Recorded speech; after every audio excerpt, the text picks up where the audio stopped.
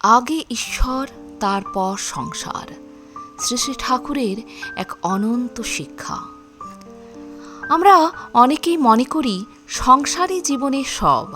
সংসারের সুখ দুঃখ, সাফল্য ব্যর্থতা, লাভ লোকসান এসবের মধ্যেই যেন আমাদের অস্তিত্ব সীমাবদ্ধ।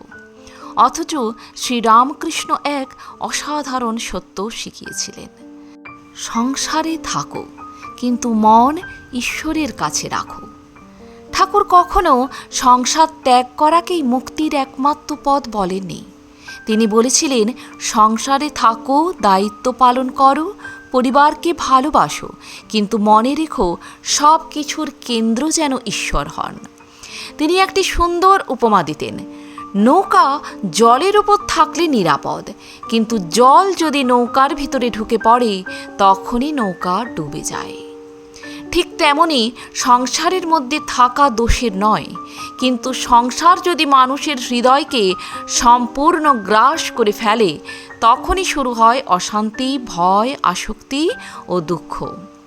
যে হৃদয়ে ঈশ্বরের স্থান প্রথমে থাকে তার কাছে সংসার হয়ে ওঠে সেবার ক্ষেত্র। সে ভালোবাসে কিন্তু আঁকড়ে ধরে না।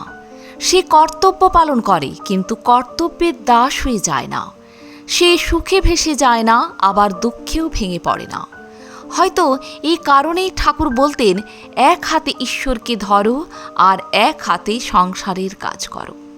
এই একটি বাক্যের মধ্যেই লুকিয়ে আছে সমগ্র গৃহস্থ জীবনের সাধনা। প্রণাম ঠাকুর। আশীর্বাদ করো ঠাকুর, সংসারের দায়িত্ব থেকে যেন আমরা কখনো পালিয়ে না যাই, আবার সংসারের মোহে পড়ে যেন তোমাকেও ভুলে না যাই। আজ এ পর্যন্তই। ভালো থাকবেন, সুস্থ থাকবেন। যদি ভিডিওটি ভালো লাগে একটা লাইক অবশ্যই করে যাবেন। আর আপনি যদি নতুন এসে থাকেন আমার চ্যানেলটিকে সাবস্ক্রাইব করে বেল আইকনটি প্রেস করতে ভুলবেন না। ধন্যবাদ।